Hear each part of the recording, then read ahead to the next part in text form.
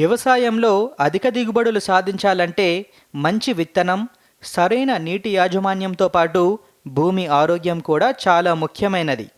భూమికి ఏ పోషకాలు అవసరమో తెలియకుండా ఎరువులు వేయడం వల్ల రైతులకు అదనపు ఖర్చు పెరగడమే కాకుండా భూమి సారం కూడా తగ్గే ప్రమాదం ఉంటుంది.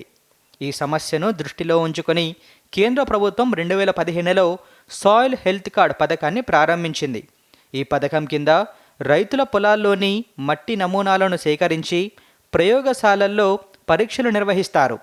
అనంతరం ఆ భూమికి సంబంధించిన పూర్తి వివరాలతో ఒక మట్టి ఆరోగ్య కార్డు జారీ చేస్తారు.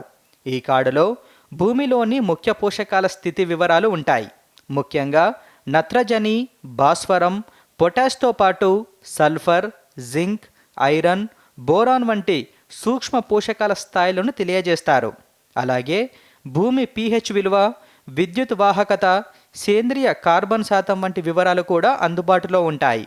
ఈ సమాచారాన్ని ఆధారంగా చేసుకొని రైతులు తమ భూమికి అవసరమైన ఎరువులను మాత్రమే వాడే అవకాశం ఉంటుంది. ఉదాహరణకు భూమిలో భాస్వరం సరిపడా ఉంటే అదనంగా DAP లేదా ఇతర ఫాస్ఫరస్ ఎరువులు అధికంగా వేయాల్సిన అవసరం ఉండదు.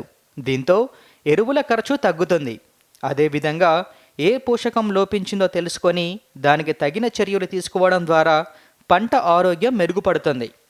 మట్టి ఆరోగ్య కార్డు వల్ల రైతులకు 3 ప్రధాన ప్రయోజనాలు కలుగుతాయి. మొదటిది, ఎరువుల ఖర్చు తగ్గుతుంది. రెండవది, భూమి సారం కాపాడబడుతుంది. మూడవది, పంట దిగుబడి మరియు నాణ్యత పెరిగే అవకాశం ఉంటుంది. వ్యవసాయ నిపుణుల అభిప్రాయం ప్రకారం ప్రతి 2 నుంచి 3 సంవత్సరాలకు ఒకసారి మట్టి పరీక్ష చేయించుకోవడం మంచిది.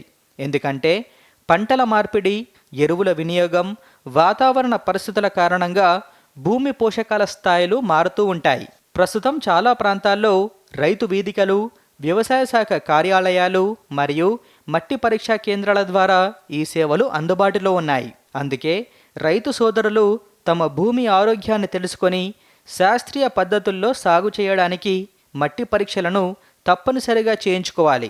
మట్టి ఆరోగ్య కార్డు పథకం రైతులకు శాస్త్రీయ వ్యవసాయానికి మార్గదర్శకంగా నిలుస్తూ తక్కువ ఖర్చుతో ఎక్కువ దిగుబడి సాధించేందుకు సహాయపడుతోంది.